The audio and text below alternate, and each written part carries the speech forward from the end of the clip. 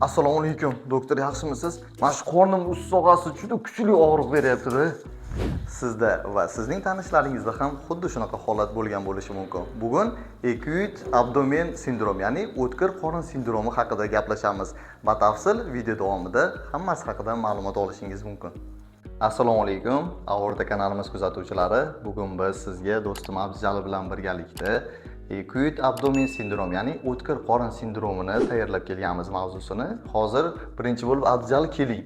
Bo'lmasa bizni kuzatuvchilarimizga tasnifi haqida biroz ma'lumot bersangiz, etiologiyasi, klinikasi sekin-sekin davom etamiz. Bo'ladimi do'stim? Bo'ladi. Keling, birinchi o'rinda o'tkir qorin sindromiga tasnif bersak. O'tkir qorin sindromi to'satdan boshlanadigan, kuchli qorindagi og'riqlardan kechuvchi, jarrohlik amaliyotini talab qiluvchi qorin bo'shlig'i kasalliklaridan biri hisoblanadi. Keling, etiologiyasi haqida gaplashsak. Bo'ladi, etiologiyasidan boshlaylik. O'sha keltirib chiqaradigan sababida Albatta. yallig'lanish jarayonlari bo'lishi mumkin. Shunday. Yallig'lanish, perforatsiya berishi mumkin, obstruksiya berishi mumkin, ishemiya berishi mumkin. Yana boshqa sabablar, birmuncha boshqa sabablar ham bo'lishi mumkin. Yallig'lanishga xolesistit, appenditsit, pankreatitlar misol qilishimiz mumkin. Perforatsiyaga, misol uchun ichak tutilishlari, o'tkir me'da ichak burilishlari, ishemiyaga keladigan bo'lsak, mezenterik ishemiya, ichak infarkti. Endi klinikasi haqida gaplashamiz. Albatta, klinikasiga o'tadigan bo'lsak, birinchi bo'lib og'riq lokalizatsiyasi kuzatiladi, ya'ni o'sha sohada kuchli og'riq bo'ladi, qorin bo'shlig'i sohasida.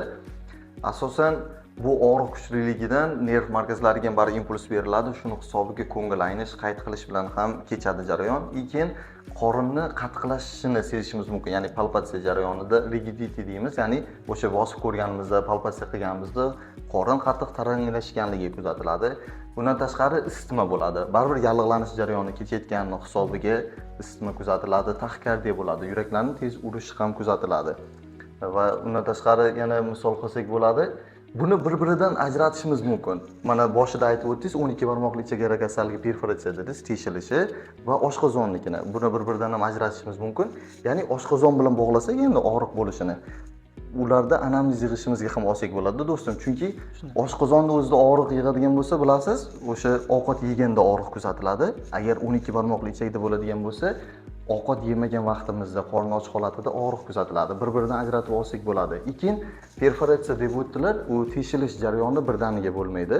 Perforatsiya jarayoni bo'lgungacha ancha davr bor. O'sha uchun differensial, ya'ni bir-biridan boyaga aytilgan pankreatit, xolestistit yoki buyrak sanchiqlari bor, почечный kolika deyiladi. Ulardan ajratish uchun 12 barmoqli ichak yarasida perforatsiya bo'lsa, buni so'rashimiz mumkin bemorda. Sizda bormi yara kasalligi yoki yazva, shunaqa holatlar bormi desak, ularda o'sha ma'lumot olganimizdan keyin birmuncha aniqlash osonroq kechadi.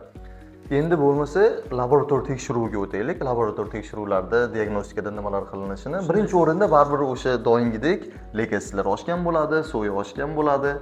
Masalan, pankreatit holatida Albatta, pankreatit holatida fermentlarda oshganini ko'rishimiz mumkin bo'ladi. Ya'ni rentgenlarda ko'rishimiz mumkin bo'ladi. Ya'ni UZIlarda, boshqa holatlarda ham boshqa fermentlar deganingizga shu joyiga amiloza, lipoza fermentlarini oshganligini ko'rishimiz mumkin. Rentgen qilinganda rentgen sohasida o'zi, masalan, perforatsiya teshilish bo'ladigan bo'lsa, erkin gaz boradi, diafragmaga qarab uriladi. O'shaning hisobiga rentgenda biz o'sha oysimon, yarim oysimon holatlarni ko'rishimiz mumkin.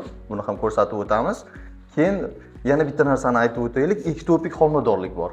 Ya'ni bunda HGC gormoni oshishi bilan, xorionogonida tropin gormoni oshishi bilan kuzatiladi.